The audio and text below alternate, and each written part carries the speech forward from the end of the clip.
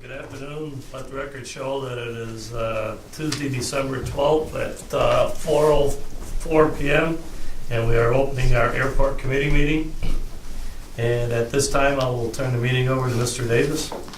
Mr. Loeffler, we have McFarland Johnson that will be on the line here momentarily to discuss the airport capital improvement program. One moment, please.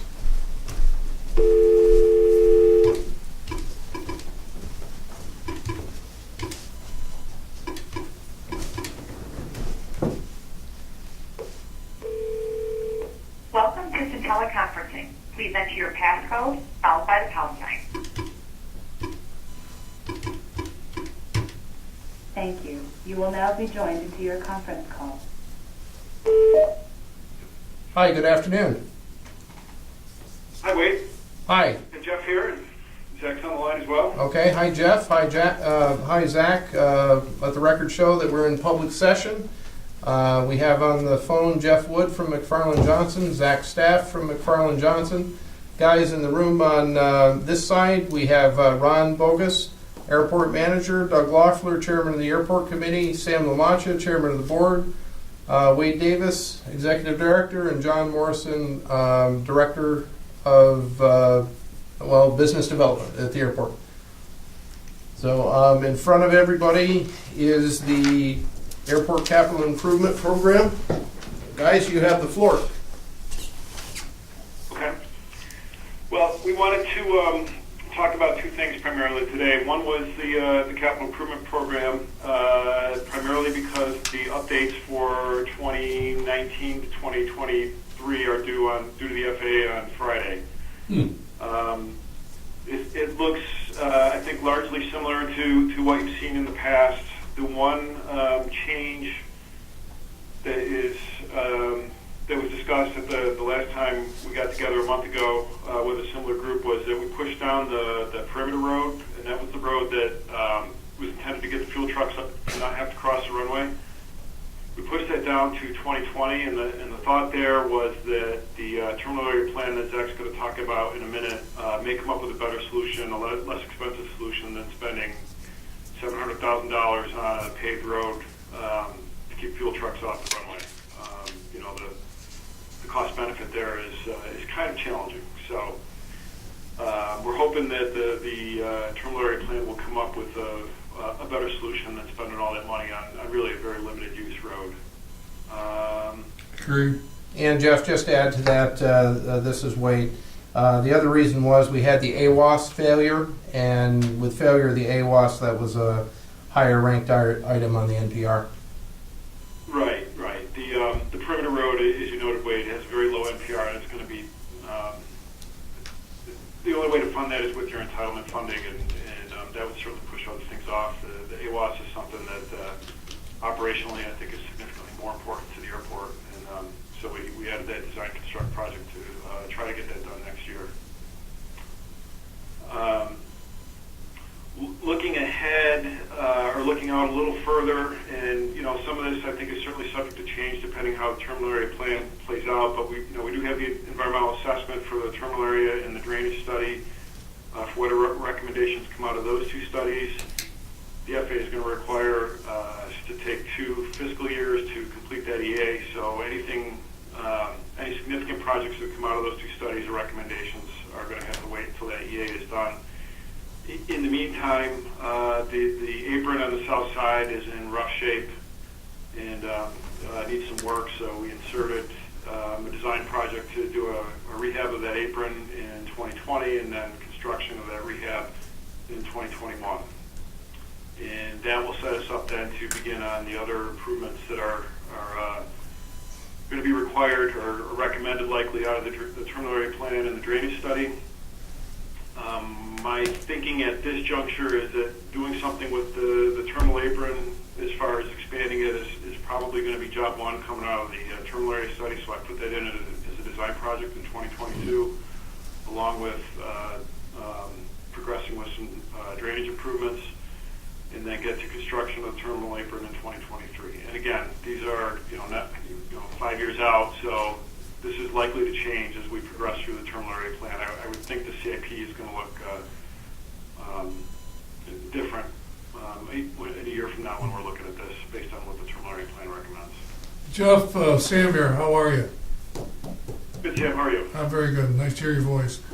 Jeff, one of the things that I looked down through here, and so when I look at this entitlement program of $1 million, and you know how we're trying to effectively use those entitlement funds, are there other type of things that we would be asking the FAA if we didn't have this $1 million entitlement funds? That outside this we would do like we did in the past? It seems to me that we've gone to use the entitlement money and forget about other things or grants or things that are out there. Is there anything, am I off track on that? Well, there's the entitlement funds, which you have to use towards your highest rated projects, and then Right. there's discretionary, which is also under AIP, and that's competitive nationally, as you know, as was the case with the runway extension and everything Okay. else. We have tried to keep it realistic. As far as other funding sources, the state certainly has funding sources available, and we talked about a couple of potential projects previously. One might be doing the sewer hangar project, revenue-producing projects. The state loves to fund those types of things. So, but from an FAA perspective, of what goes on the CIP to the FAA, they don't. You know, they like to know what you're doing from a state funding perspective, but it doesn't really matter to them from a financial planning perspective. If that makes sense. Well, I guess maybe I should ask the question in almost a different way. Are there things that you're looking out there yourself within McFarland Johnson to look for grants and other type of things that are available for us that we need instead of, you know, for the future? But yeah, I think the state aviation grants are a great source of funding for some of these projects that are going to be difficult to get funded under AIP. We have talked. I think the sewer project is a project that the state aviation people would like. I think that given all the GA activity that has increased at the airport since the runway extension, a hangar project or something on the land side would be well received. We've talked about fuel system improvements. I think that that's probably not quite right for the next round of state funding that's probably going to come out in the early part of next year. So yeah, certainly if there's other funding sources out there, we're certainly looking for them, and we'll make you aware of them when they come out. No. If I can interject too, I know OBPA has had some luck in the past, maybe not for the airport, but for some of your other lines, the Northern Florida Regional Commission. They don't fund a lot of airport projects, but they do fund some. And as well, you may have some opportunities with New York State DOT multimodal funds as well. That would require some support from your local state reps. But you know, they have been funding some more airport projects more recently as well. So those are two other sources of funds that may be able to help supplement the eligibility for FAA and New York State DOT grants. One of the things that I see is the operations side. I'm not sure where the FAA helps us with a new ARF truck or sweeper and those type of things, the other equipment that we have, I would say, equipment, but we need better equipment for the future if we're going to need to run the system effectively when business picks up in a different way. So, I mean, something starts breaking down here, then all of a sudden we're in trouble. I mean, that's another issue that we should be looking at. True. Yeah, I think ARF truck is going to be tough from an AIP perspective. The FAA thinks you're in good shape with regard to ARF. I do think there's an opportunity to get some funding for some snow removal equipment, and kind of what I've had in the back of my head is when we can finally, if we can figure out a way to not do that perimeter road, that would be the ideal time to insert, and it's about the right price tag too, to insert some snow removal equipment into your CIP. Okay. Yeah. Jeff, I want to go back this way. I want to go back to one thing that you mentioned there because it got my attention. I think it was either you or Zach. I apologize. I don't recall who made the point. But when we're talking about hangars, like right now, our hangaring capability on the airfield, the largest aircraft we could hangar would be a Caravan. for example, a little bit bigger than the 9-pasture Cessna that we have in the field. If we were going to pursue a larger hangar, where would we look for that type of funding source? Would that be that same grant pool? The state aviation grants, they love to fund hangars. We've done a number of hangars. We've funded a number of hangars that way at different airports around the state. How soon how would that process work if we put it in start for right now?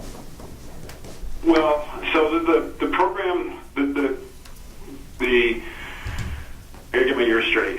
The 2016 grant program actually accepted grant applications, I'll say in the first quarter of this year, and the winners of those have not been announced yet.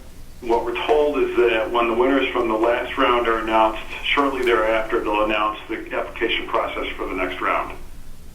I can't get a straight answer from anybody on what the timing is exactly, but that's, I guess my instincts tell me sometime in the first quarter of 2018, the next round of grant applications will be announced. And you're probably looking at, likely a year before that money's in hand and ready to spend. So it wouldn't be a bad idea to have some other type of project queued up and ready to go for that application, whether that be the water and sewer or a larger hangar, something on that wish list ready to go. Yeah, I think, the key to those applications is justifying the need and having really good, sound cost estimates. I know you have that for the sewer and water extension. Certainly wouldn't be difficult to do that for a hangar project. I think that, we've talked about this previously, and I really think early in 2018 we need to make it a priority also to get down and meet with Gerardo and kind of brief him on what's going on at the airport, because he doesn't know. Agreed. Yeah. And I think, we need to do that certainly before the next round of grant applications is announced, because I don't think he'll meet with us once the next round is out publicly. Good point. So I would say, if we can get that done in early January or sometime in January, we got to do that. Okay. Other things ACIP related we need to talk about? No, I guess, from my perspective, I'm just looking for some blessing to go ahead and submit this as it sits here on paper, and, with the understanding certainly that it's going to change. I think once, I think we're, through 2019, we're pretty well locked in. After 2019, I think there's opportunities to revise as the terminal area plan unfolds. Okay. Are you saying, Jeff, we have to be locked in up till 2019?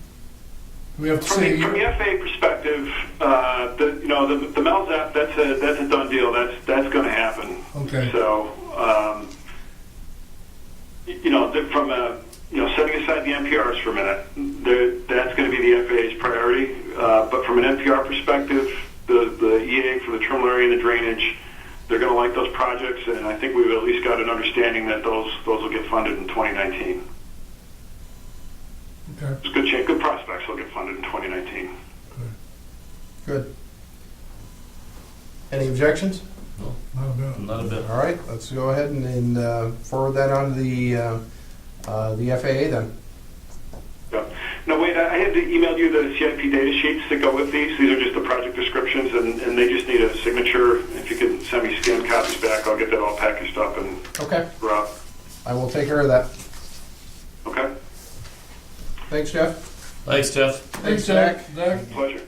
Appreciate it. Anything else for McFarland folks? keep up the good work, guys. Something on the terminal area plan? Yeah, if I can just give you a brief update. We're still working on some of the preliminary documents related to the terminal area plan. I had hoped to be up there today so I could chat with Ron and get some of his initial feelings on the airport. I will reschedule, but I will find a time to come up because I would like to sit down with Ron and go over some of his first impressions of the airport and some of the ideas, big picture that we're thinking of in the terminal area plan. But we are on schedule. In order to get that EA grant in 2019, we need to have this terminal area plan essentially wrapped up by September, and I'm pretty confident we'll be in position for that. Okay. Thank you very much for the update. Anybody have anything else? No? Okay, if nothing else, we'll say thank you very much to the McFarland folks. Jeff, continue to be on the mend, and Happy holidays, John. happy holidays if we don't talk to you in the meantime. Thank you, guys. Same to you. Thank you. All right, Bye-bye. So next up, we have, under the general committee business, there's a ratification of purchase of de-icing chemical for the runway.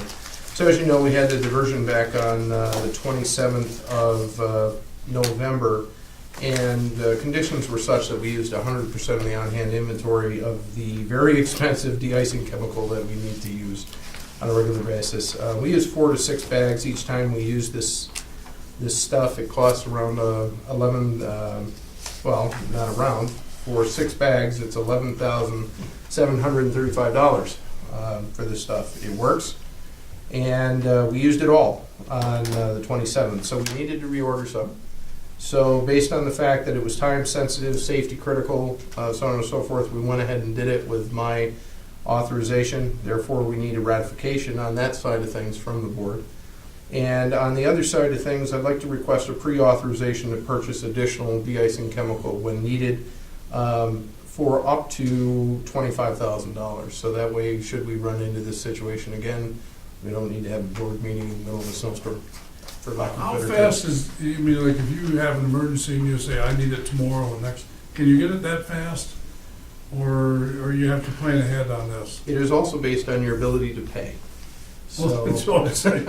Yes, that's true. Our relationship with this vendor is such that it's cash on the barrelhead or nothing moves. That was not the case last year. Okay. So. Well, it's you know, as I said before, it just seems counterproductive for us if we can't, if we have to have a meeting every other week to approve stuff for de-icing out there that it's safety, you know, it's a safety issue, and you know, I'm glad you put it up to 25,000. I don't know how our policy goes, but if we have to change the policy, I'd like to see us change the policy so it doesn't tie our hands.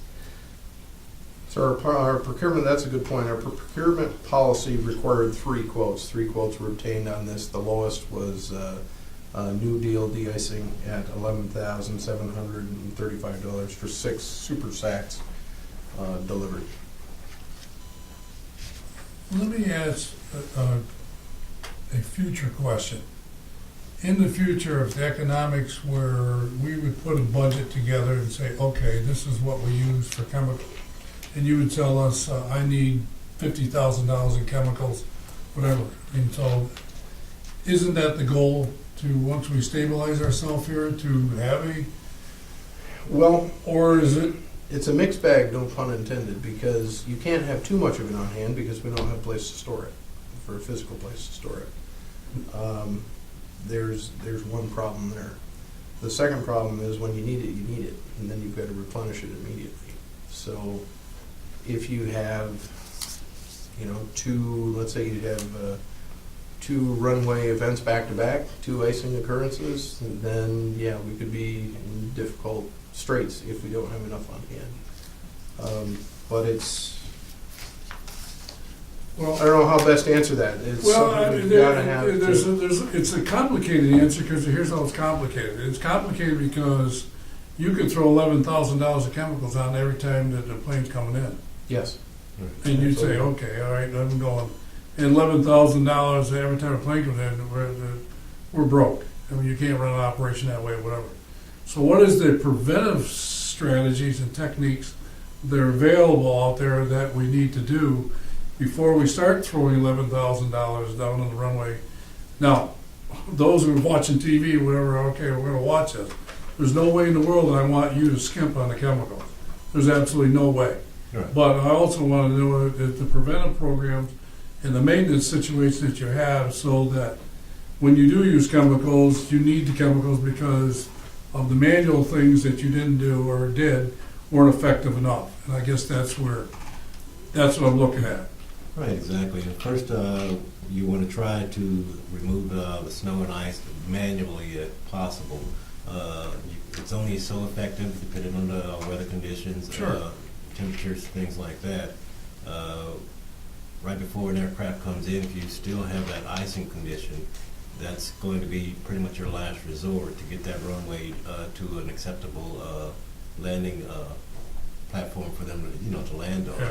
Just put down that chemical. So it's a last resort after the mechanical means. And Yeah, of I course, mean, that's where your expertise comes Yes. in. I mean, obviously, there's, technology tells you what the Yes. performance rating of that runway is, Yes. and if it's effective, then you know what to do and not to do. Okay. Right. But also, your standpoint is to have the ability to, to have that product available when you need it available. You just can't be, you just can't, okay. Because And that's- it takes a couple of days to get it shipped to us. Okay. 3 or 4 days, so they not able to deliver it the same day we order it type Yeah. thing.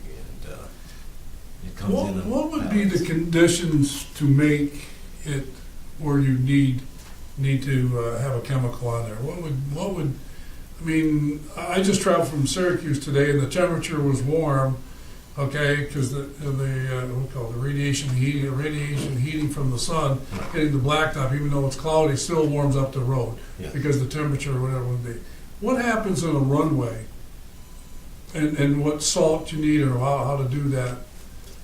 Is it pretty much the same? No, it's pretty much the icing conditions. You can get icing from, freezing precipitation such as rain, sleet, or things like that. However, if you do not remove, for instance, your dry snow or your wet snow, and it stays on for a period, it starts melting, and that creates a layer of ice on top of, some dry snow. So once you scrape that dry snow off, you got a layer of ice on there, and mechanically, it's almost impossible to get up. That's what It takes a long time, several hours actually, to work up the friction enough to start melting it off. If it's a time factor involved, then of course you're going to use your chemical, where you have to get it up before an aircraft comes in. Now, I know, I mean, I fly a lot, and I know, I use Montreal as an example. They're plowing and doing things all night long. Right. All night long. They're up Yes. and plowing and sweeping and de-icing, whatever it will be. We don't do that. No. How would we prepare ourselves for a flight 5 hours out? 5 hours out, we can have a team here 5 or 7 hours out in advance and start working. On a day like today where you have the continuous snow, again, you want to worry about burning your crew out. You can only run them for about 12 hours, and unfortunately we don't have a lot of staff to come in and bring in an additional crew to run 24 hours. So that's another issue that we'll address in the future. But right now, we're able to take care of, say, a 12-hour day without any problem. But we just have to be careful on when we start them, because that's 12 hours later, that's when they're going to end and finish, and we won't have the capability at that point. Well, I know, like Atlanta just recently, the 800 flights got canceled because they got 4 or 5, 6, 7 inches of snow, and then once the plane backs up, then they can't. There's not enough time in the day to get all those people moving whatever. So, I mean, that's just the airline industry. I think I asked that question because it's all about the learning process of what the public, because this is really part of our customer service.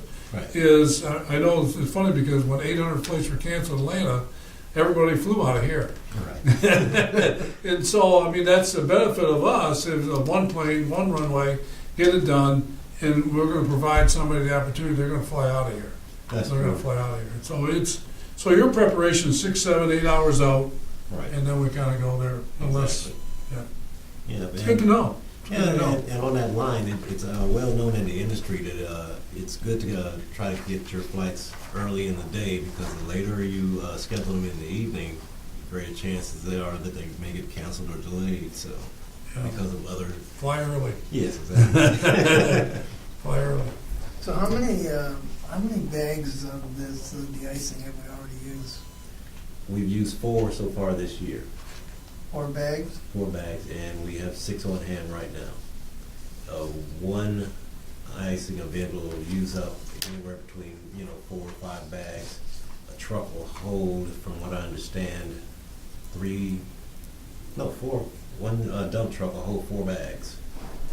And 4 bags will do the trick. 4 to Yes. 6. Yeah, 4 to 6, yeah. So now you're looking at having 12 on hand? At least 12, maybe more? No, If it's 11.7 for 6 sacks, Mhm. we're authorizing you 25,000. So 12 would be what, $23,000? That's if we need that. much. Yeah, that's if we need them, yes. It's not that we're gonna buy them right now. But it takes 3 to 4 days to get it here. Right. Correct. So do we have product now? We have 6 bags right 6 now. bags. Okay, so we've already done the process, so Yes. it's just a matter of we're gonna catch up with what Right. this But evening. do you feel more comfortable? Do we improve safety by having 12 bags on hand? Oh, well, definitely. I mean, the more we had on hand, the more So prepared can we you, would can you be. store 12 bags? That's the question. I'm pretty sure we would have some Well, it's a building around. two-part question. Can we store it, and can we pay for it?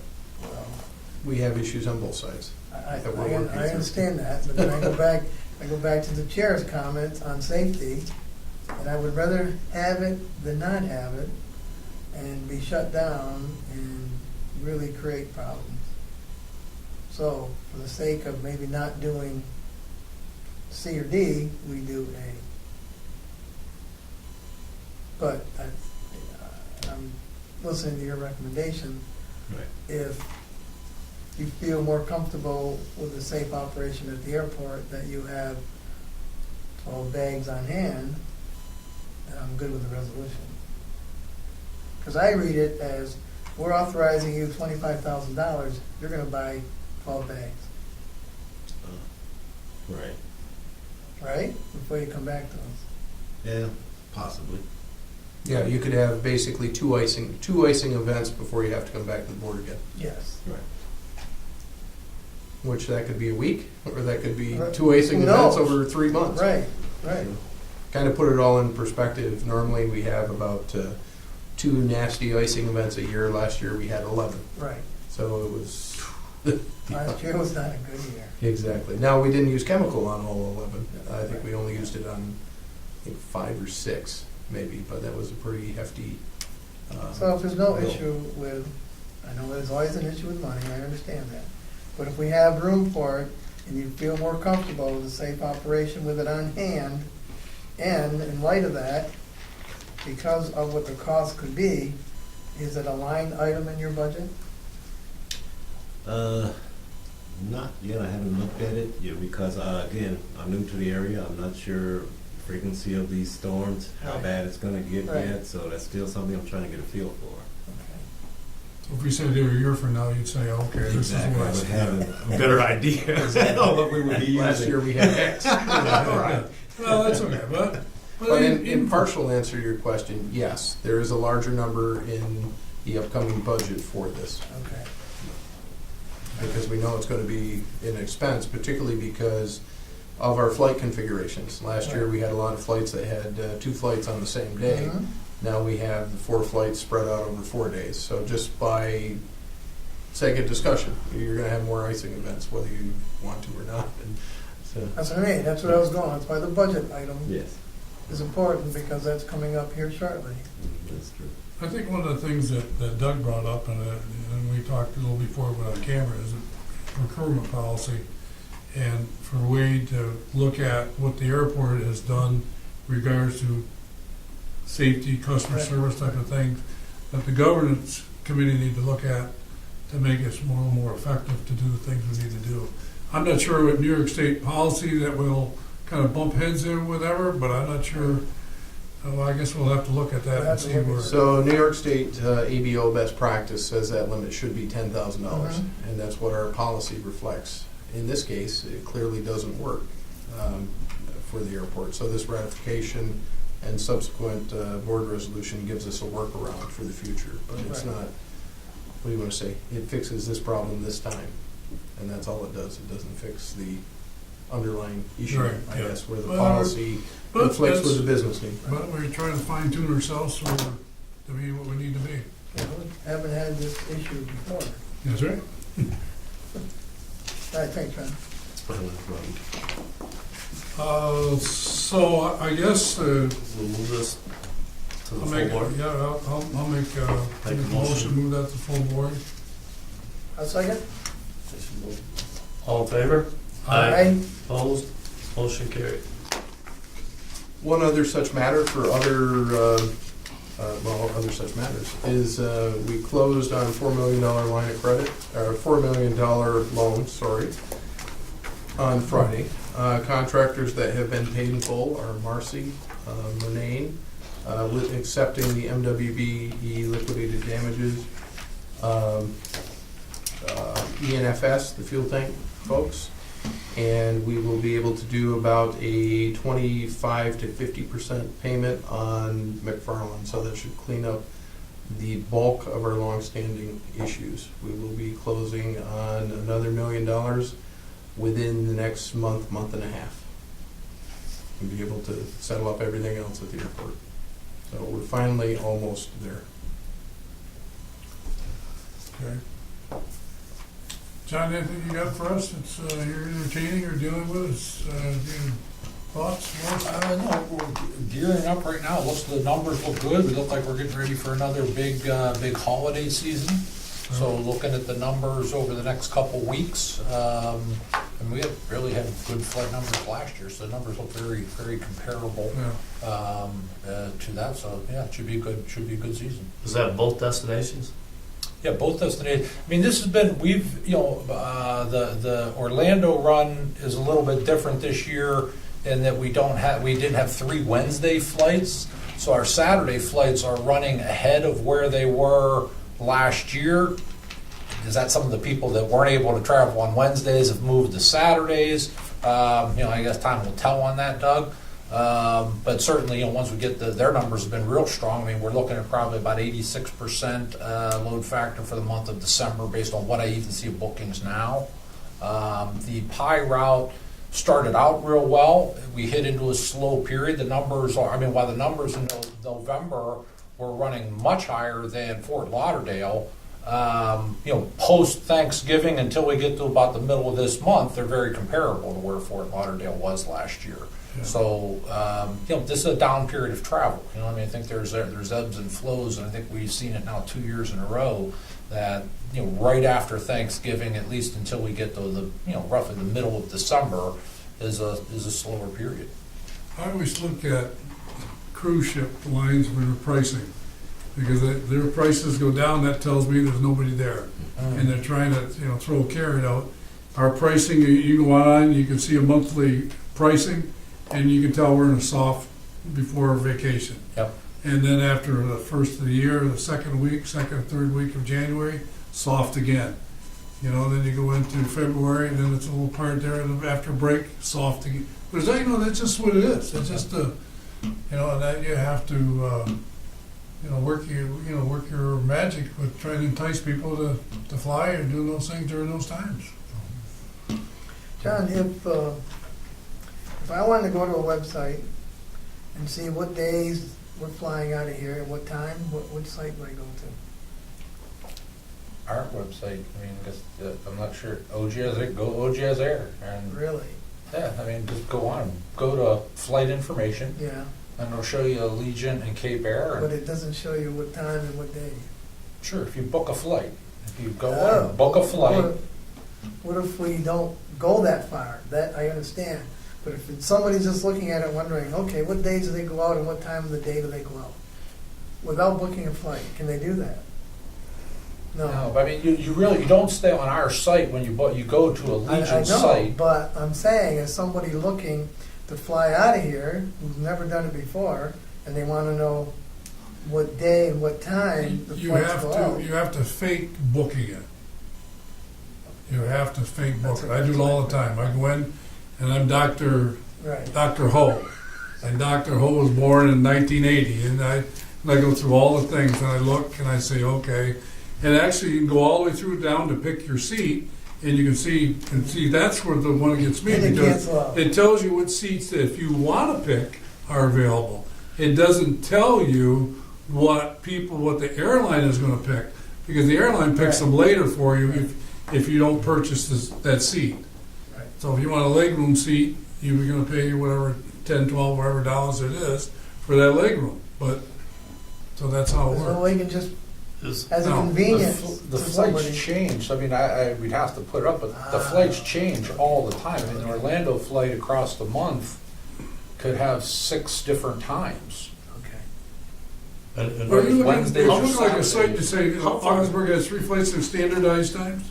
Yeah. Yeah. And it's easy on Cape Air because they run at the same Right, time. Cape- right, Cape- Allegiant, we're not that, doesn't How far operate. out do they make that schedule out? Is it 3 weeks? Could you go in there and? I can see some things right through September Yeah, right now. Yeah. But yeah. then- Oh, that's what I'm saying. How the general public, Yeah, If you they go You want- could go on and see, you could always go on, I mean, you really don't even need to go as far as Sam is going to see the times. If if you look to just get pricing, the times the flights leave and, arrive and depart is right there. So it's pretty easy to see that it's there, yeah. I mean, as long as the flight schedule is published, for as long as the flight schedule is published, you can see a time. yeah. Every flight that's Yeah. published has a You time. can go up monthly. You can go up monthly. You can tell you the flights and the dates and time. Okay. But they vary. They do vary. Yeah, And they're they all over the change place. quickly. Yeah, they're all over the place. Absolutely. Yeah. I bet they do. They change very quickly.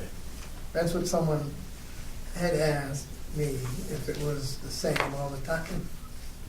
No. I couldn't answer it. And, and that is a problem sometimes. That is, Yeah. to entice people to, Yeah.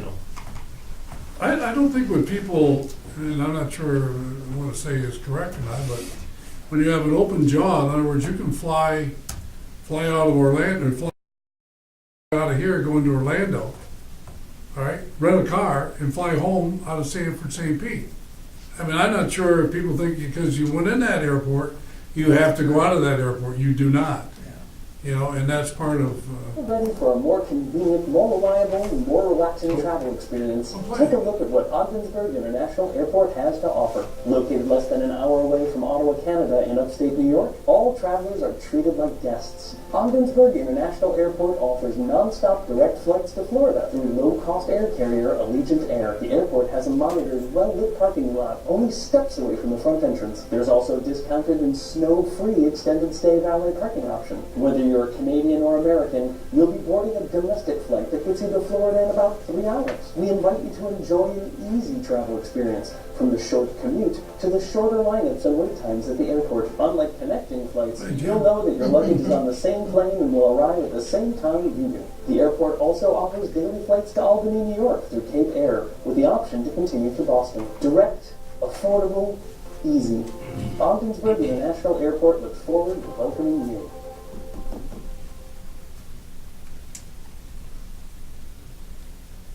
But it doesn't give days or times.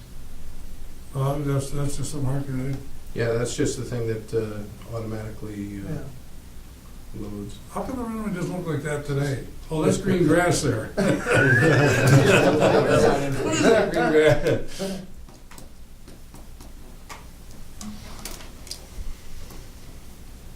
They go on the flight aware and see what.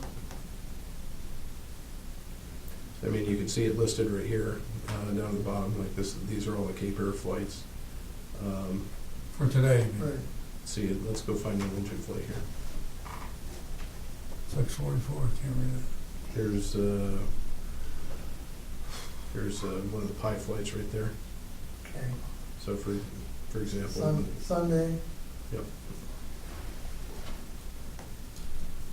Wait, can you just click on the airline information up top for a minute? I think That's what you want, Yeah, right? just Flight click tracking? on that. Okay, now click on book a flight for Allegiant.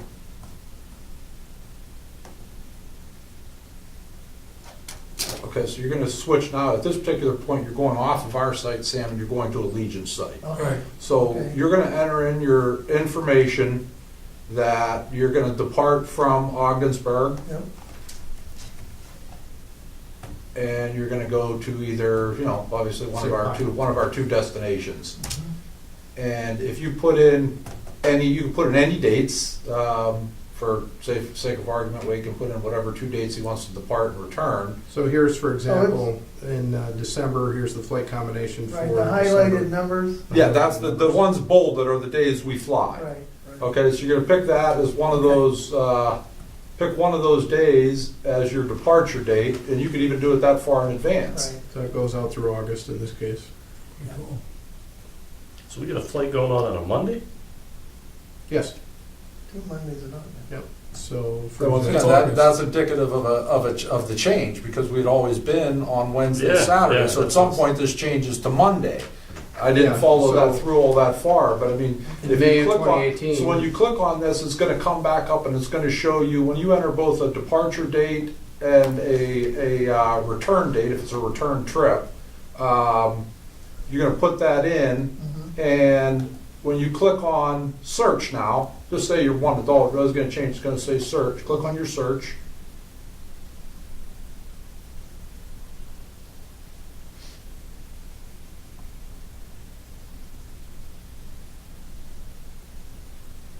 You're still not committed to anything. You're just looking at this particular point in time. See your times down bottom, Sam? It tells you the flight, it tells you the day, it tells you when it's going to depart, when it's going to arrive. You can click that out. See the arrows on the end, either end? You can keep pushing that out. It'll keep showing you that information for every day that we have a flight.